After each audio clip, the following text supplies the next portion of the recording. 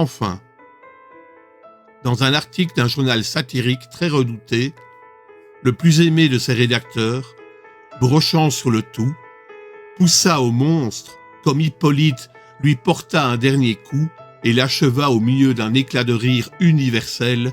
L'esprit avait vaincu la science. Pendant les premiers mois de l'année 1867, la question parut être enterrée, et elle ne semblait pas devoir renaître. Quand de nouveaux faits furent portés à la connaissance du public, il ne s'agit plus alors d'un problème scientifique à résoudre, mais bien d'un danger réel sérieux à éviter. La question prit une toute autre face. Le monstre redevint îlot, rocher, écueil, mais écueil fouillant, indéterminable, insaisissable. Le 5 mars 1867, le Moravian de Montréal Océan Compagnie se trouve pendant la nuit par 27 degrés 30 minutes de latitude et 72 degrés 15 minutes de longitude, heurta de sa hanche de tribord un roc qu'aucune carte ne marquait dans ses parages. Sous l'effort combiné du vent et de ses 400 chevaux vapeur, il marchait à la vitesse de 13 nœuds. Nul doute que sans la qualité supérieure de sa coque, le Moravian, ouvert au choc, ne se fût englouti par les 237 passagers qu'il ramenait du Canada. L'accident était arrivé vers 5 heures du matin. Lorsque le jour commençait à poindre, les officiers de quart se précipitèrent à l'arrière du bâtiment. Ils examinèrent l'océan avec la plus scrupuleuse attention. Ils ne virent rien, si ce n'est un fort remous qui brisait à 3 encablures, comme si les nappes liquides eussent été violemment battues. Le relèvement du lieu fut exactement pris et le Moravian continua sa route sans avarie apparente. Avait-il heurté une roche sous-marine ou quelque énorme épave d'un naufrage? On ne put le savoir, mais, examen fait de sa carène dans les bassins de Radoub, il fut reconnu qu'une partie de la quille avait été brisée. Ce fait extrêmement grave en lui-même eût peut-être été oublié comme tant d'autres si, 3 semaines après, il ne se fût reproduit dans des conditions identiques. Seulement, grâce à la nationalité du navire victime de ce nouvel abordage, grâce à la réputation de la compagnie à laquelle ce navire appartenait, l'événement eut un retentissement immense. Personne n'ignore le nom du célèbre armateur anglais Cunard. Cet intelligent industriel fonda en 1840 un service postal entre Liverpool et Halifax, avec 3 navires en bois et à roues d'une force de 400 chevaux et d'une jauge de 1162 tonneaux. 8 ans après, le matériel de la compagnie s'accroissait de 4 navires de 650 chevaux et de 1820 tonnes. Et, 2 ans plus tard, de 2 autres bâtiments supérieurs en puissance et en tonnage.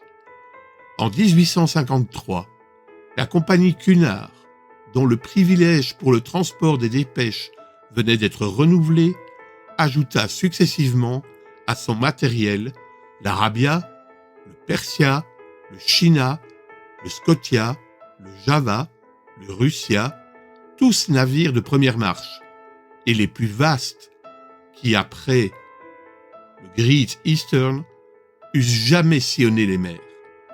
Ainsi donc, en 1867, la compagnie possédait 12 navires, dont 8 à roues et 4 à hélices. Si je donne ces détails très succincts, c'est afin que chacun sache bien quelle est l'importance de cette compagnie de transport maritime, connue du monde entier pour son intelligente gestion. Nulle entreprise de navigation transocéanienne n'a été conduite avec plus d'habileté. Nulle affaire n'a été couronnée de plus de succès.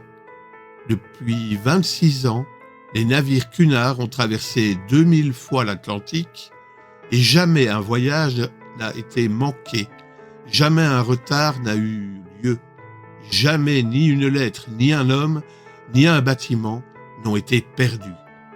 Aussi, les passagers choisissent-ils encore, malgré la concurrence puissante que lui fait la France, la ligne Cunard de préférence à tout autre. Ainsi qu'il appert d'un relevé fait sur les documents officiels des dernières années.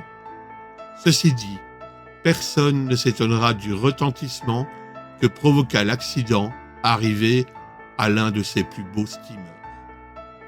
Le 13 avril 1867, la mer étant belle, la brise maniable, le Scotia se trouvait par 15 degrés 12 minutes de longitude et 45 degrés 37 minutes de latitude. Il marchait avec une vitesse de 13 nœuds 43 centièmes sous la poussée de ses 1000 chevaux vapeur. Ses roues battaient la mer avec une régularité parfaite. Son tirant d'eau était alors de 6 mètres 70 centimètres et son déplacement de 6624 mètres cubes. À 4h17 du soir, pendant le lunch des passagers réunis dans le grand salon, un choc peu sensible, en somme, se produisit sur la coque du Scotia, par sa hanche et un peu en arrière de la roue de bâbord. Le Scotia n'avait pas heurté, il avait été heurté, et plutôt par un instrument tranchant ou perforant que contondant. L'abordage avait semblé si léger que personne ne s'en fut inquiété à bord, sans le cri des caliers qui remontèrent sur le pont en s'écriant « Nous coulons, nous coulons !» Tout d'abord, les passagers furent très effrayés, mais le capitaine Anderson se hâta de les rassurer. En effet, le danger ne pouvait être imminent. Le Scotia, divisé en 7 compartiments par des cloisons étanches, devait braver impunément une voie d'eau. Le capitaine Anderson se rendit immédiatement dans la cale. Il reconnut que le 5e compartiment avait été envahi par la mer, et la rapidité de l'envahissement prouvait que la voie d'eau était considérable. Fort heureusement, ce compartiment ne renfermait pas les chaudières, car les feux se furent subitement éteints. Le capitaine Anderson fit stopper immédiatement et l'un des matelots plongea pour reconnaître l'avarie. Quelques instants après, on constatait l'existence d'un trou large de 2 mètres dans la carène du steamer. Une telle voie d'eau ne pouvait être aveuglée, et le Scotia, ses roues à demi noyées, dut continuer ainsi son voyage. Il se trouvait alors à 300 milles du Cap Clear, et après 3 jours d'un retard qui inquiéta vivement Liverpool, il entra dans les bassins de la compagnie. Les ingénieurs procédèrent alors à la visite du Scotia, qui fut mis en cale sèche. Ils ne purent en croire leurs yeux. À 2,5 mètres au-dessous de la flottaison, s'ouvrait une déchirure régulière, en forme de triangle isocèle. La cassure de la tôle était d'une netteté parfaite, et elle n'eût pas été frappée plus sûrement à l'emporte-pièce. Il fallait donc que l'outil perforant qu'il avait produit fût d'une trempe peu commune. Et après avoir été lancé avec une force prodigieuse, ayant ainsi percé une tôle de 4 centimètres, il avait dû se retirer de lui-même par un mouvement rétrograde et vraiment inexplicable. Tel était ce dernier fait, qui eut pour résultat de passionner à nouveau l'opinion publique.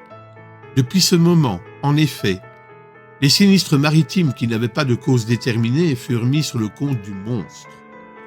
Ce fantastique animal endossa la responsabilité de tous ces naufrages, dont le nombre est malheureusement considérable, car sur 3000 navires dont la perte est annuellement relevée au Bureau Veritas, le chiffre des navires à vapeur ou à voile, supposés perdus corps et biens par suite d'absence de nouvelles, ne s'élève pas à moins de 200.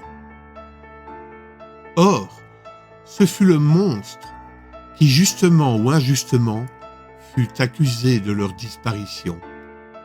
Et, grâce à lui, les communications entre les divers continents, devenant de plus en plus dangereuses, le public se déclara et demanda catégoriquement que les mers fussent enfin débarrassés, et à tout prix, de ce formidable cétacé.